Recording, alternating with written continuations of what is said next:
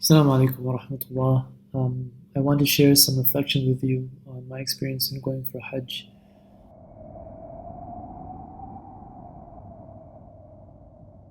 I had gone for Hajj in 2006, so it was a long time ago. I was still a student at the time, and I was just newly married. And at the time, Hajj happened to be during the winter vacation of school. And so different groups had been offering various packages, and one group was offering a package for students. It was a discounted rate for students. And so my wife and I, we had a bit of money saved up, and we thought, it's a great opportunity.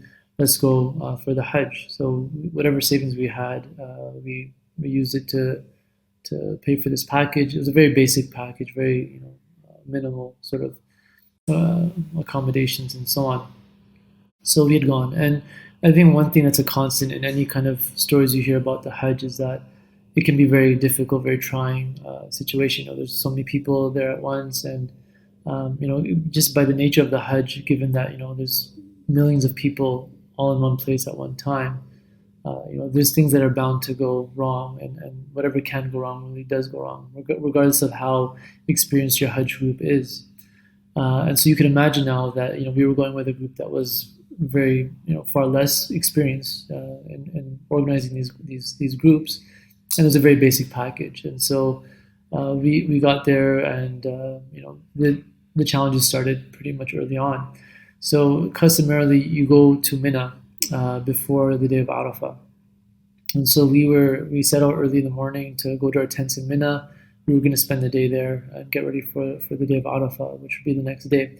So we set out early. We walked to our tents in Mina, and but we finally arrive after half hour, 45 minutes of walking. We finally arrived there, and lo and behold, there's people in the tent. So we get there. There's people in the tent. They're arguing that it's their tent, and we're arguing no, it's our tent. It was kind of a standoff for quite some time. We were there for maybe an hour, maybe 2 hours. Neither of us wanted to really budge. Eventually, we were, our group was young. We were students. The tent was older men. They were, we figured, it's Hajj. We should try to be patient, and given that we're younger, we can try to find something else. So we just decided to leave. We left the tent for them. And then we went from tent to tent, trying to find a place to stay. So we literally went to 5 different tents, getting kicked out numerous times. Eventually, we managed to find something by the end of the day. So we set out, probably before Dhuhr, and then by Maghrib time, finally we found a tent that we were able to keep our group in together. And so, we rest up at Fajr time. We pray Fajr, and then after Fajr, our buses are not there taking us to Arafah. So, we thought that, okay, so far with this group, we didn't have tents. We had a difficult time getting a tent. Our biggest fear was that we wouldn't be able to make it in time if we wait for these buses to make it to Arafah. And so, we figured again, we're young, we're students, we're relatively healthy. We can walk from Mina to Arafah. So we decided to make the walk. And it's about, I think, an 8-kilometer walk in total. It ended up taking us about maybe 6 or 7 hours to do that walk, because we ended up getting lost on the way. We couldn't find her tent in Arafah. And so it was a very, grueling kind of walk. It was in the middle, in the morning. We were out in the sun throughout the hottest parts of the day. And you'd imagine on the surface that, when you hear this story, that this must have been the most difficult part of the Hajj, and it was probably the most, unfortunate part of the Hajj, you could say. But I think for me, this was probably the most beneficial part of the Hajj, because in doing this walk from Mina to Arafah, we kind of experienced Hajj in a different way. Typically, when you go for Hajj with these packages, especially if you're coming from a Western country, they're very kind of, it's a very insular kind of experience. You're kind of just, you're riding the bus with people from your group, you're staying in tents and hotels with people from your group. You're really kind of only experiencing Hajj with people that are from your surroundings, people that are coming from Western sort of privileged backgrounds. But on this walk, we literally, were walking with people that could not afford these types of accommodations. They couldn't afford the transportation, and so we're seeing, we're kind of experiencing Hajj from a different perspective now. And thousands and thousands of people were making this walk, and some of the images are still engraved in my mind. Of you have people that were maybe in their 80s or 90s, hunched over almost 90 degrees, and with a cane, and yet they're making this this long walk in the heat.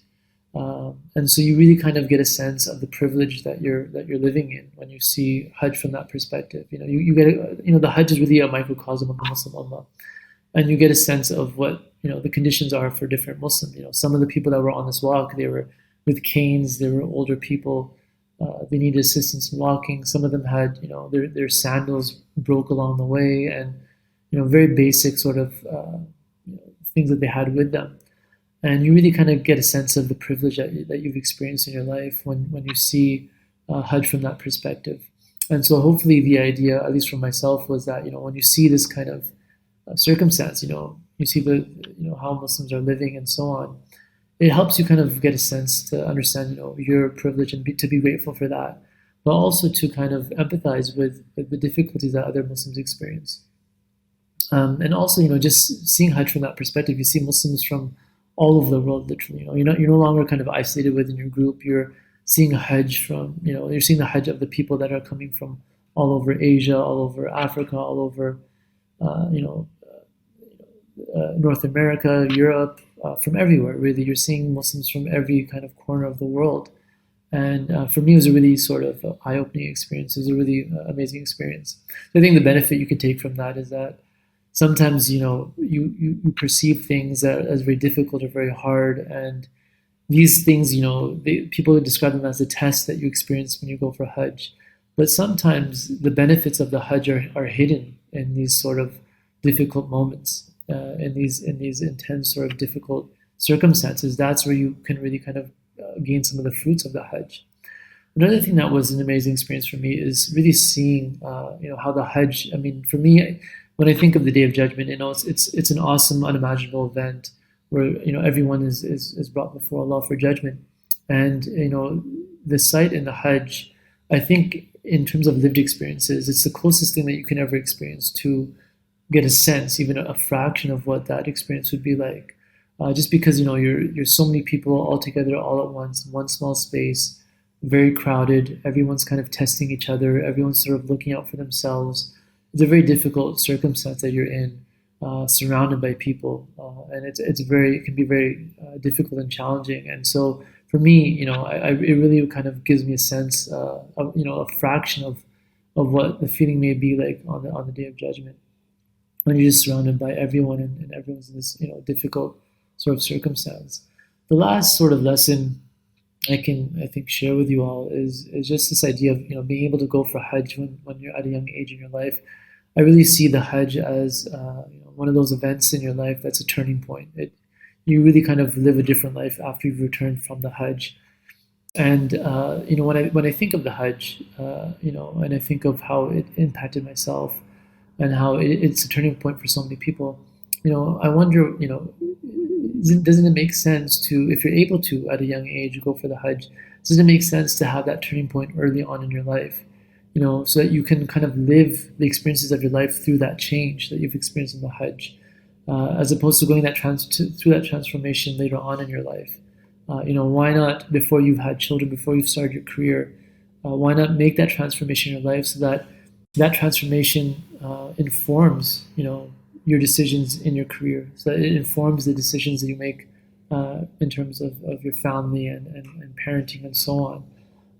And really, I think that it's so much more beneficial to live that transformation, through those key milestones in your life, as opposed to doing the Hajj later on in your life when you've passed so many of those key milestones in your life.